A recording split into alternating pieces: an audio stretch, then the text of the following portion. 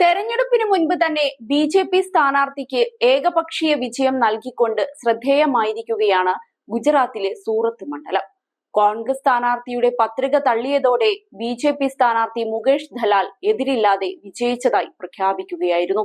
പത്രികയിൽ നിലേഷിനെ നിർദ്ദേശിച്ച 3 പേരും ഒപ്പ് തങ്ങളുടേതല്ലെന്ന് സത്യവാങ്മൂലത്തിൽ അറിയിച്ചതിനെ തുടർന്ന് കോൺഗ്രസ് സ്ഥാനാർത്ഥി നിലേഷ് കുംഭാനിയുടെ നാമനിർദ്ദേശ പത്രിക വരണാധികാരി തള്ളുകയായിരുന്നു.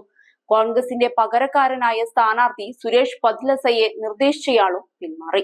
കോൺഗ്രസിന് സ്ഥാനാർത്ഥികളില്ലാത്ത സാഹചര്യമുണ്ടായതിന് പിന്നാലെ ബി.എസ്.പി. സ്ഥാനാർത്ഥിയും സ്വതന്ത്രരും പത്രിക പിൻവലിച്ച് ബി.ജെ.പി. സ്ഥാനാർത്ഥിക്ക് ഏകപക്ഷീയ വിജയത്തിന് വഴിയൊരുക്കി.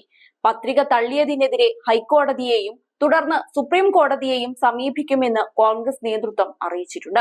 എന്നാൽ ബി.ജെ.പിയുമായി ചേർന്ന് കോൺഗ്രസ് സ്ഥാനാർത്ഥി നടത്തിയ തിരക്കഥയാണ് ഇതിനെല്ലാം പിന്നിലെന്ന റിപ്പോർട്ടുകളാണ് ഇപ്പോൾ പുറത്തുവരുന്നത്.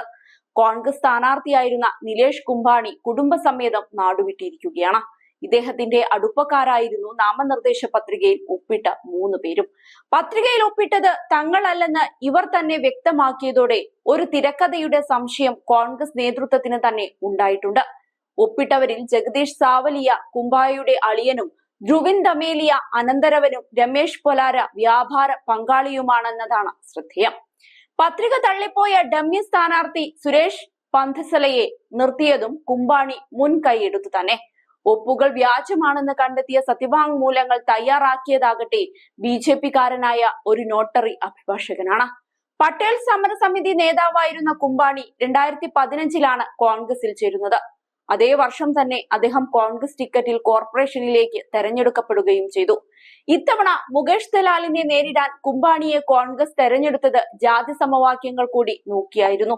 എന്നാൽ കോൺഗ്രസിലും എ.എ.പിയിലും പ്രവർത്തിച്ചിരുന്ന പഴയ പട്ടേൽ സമര നേതാക്കൾ ബി.ജെ.പിയുമായി ധാരണയിലെത്തി. ഇതിന്റെ ഭാഗമായിട്ടാണ് കുംഭാണിയുടെ നാടകീയമായ പിന്മാറ്റം. ഗൂഢാലോചനയുടെ ഭാഗമായിട്ടാണ് പത്രിക തള്ളിയതെന്നും അതിനാൽ തെരഞ്ഞെടുപ്പ് റദ്ദാക്കണമെന്നും ആവശ്യപ്പെട്ട് കോൺഗ്രസ് തെരഞ്ഞെടുപ്പ് കമ്മീഷന് പരാതി നൽകിയിട്ടുണ്ട്. ഏതായാലും ഇന്ത്യയുടെ തെരഞ്ഞെടുപ്പ് ചരിത്രത്തിലെ തന്നെ സുപ്രധാന സംഭവ വികാസമായിട്ടാണ് സൂറത്തിലെ ഏകപക്ഷീയ വിജയത്തെ വിലയിരുത്തുന്നത്. ലോക്സഭാ തെരഞ്ഞെടുപ്പിന്റെ 3ാം ഘട്ടമായ മെയ് 7-ന് തെരഞ്ഞെടുപ്പ് നടക്കേണ്ട മണ്ഡലമായിരുന്നു സൂറത്ത്. ഇന്ത്യയുടെ വജ്രം നഗരം കൂടിയായ സൂറത്തിലെ വിജയം ബി.ജെ.പി. പ്രവർത്തകർ ഇതിനോടകം തന്നെ ആഘോഷമാക്കുകയും ചെയ്തിട്ടുണ്ട്. പാർലമെന്റ് അല്ലെങ്കിൽ അസംബ്ലി തെരഞ്ഞെടുപ്പുകളിൽ ഒരു സ്ഥാനാർത്ഥി എതിരില്ലാതെ തെരഞ്ഞെടുക്കപ്പെടുന്നത് അപൂർവമായിട്ട് മാത്രമാണ്. എന്നിരുന്നാലും 1951 മുതലുള്ള ഇന്ത്യയുടെ തെരഞ്ഞെടുപ്പ് ചരിത്രത്തിൽ ഇത്തരം സംഭവങ്ങൾ നിരന്തരം ഉണ്ടായിട്ടുമുണ്ട്. എന്നാൽ കേരളത്തിൽ ഒരിക്കൽ മാത്രമാണ് ലോക്സഭ നിയമസഭാ തെരഞ്ഞെടുപ്പുകളിൽ എതിരില്ലാത്ത വിജയം ഉണ്ടായത്. 1957-ൽ മഞ്ചേശ്വരത്തായിരുന്നു അത്. അതേസമയം ലോക്സഭാ തെരഞ്ഞെടുപ്പിനൊപ്പം നിയമസഭാ തെരഞ്ഞെടുപ്പ് നടക്കുന്ന അരുണാചൽ പ്രദേശിലും 5 സീറ്റിൽ ബി.ജെ.പി. എതിരില്ലാതെ തെരഞ്ഞെടുക്കപ്പെട്ടിട്ടുണ്ട്. മുഖ്യമന്ത്രി പേമാ ഖണ്ഡു ഉൾപ്പെടെയുള്ളവരാണ് എതിരില്ലാതെ തെരഞ്ഞെടുക്കപ്പെട്ടത്. ഇത് 4ാം തവണയാണ് പേമാ ഖണ്ഡു നിയമസഭയിലേക്ക് തെരഞ്ഞെടുക്കപ്പെടുന്നത്. അതിൽ അദ്ദേഹം 3 തവണ എതിരില്ലാതെ വിജയിക്കുകയായിരുന്നു.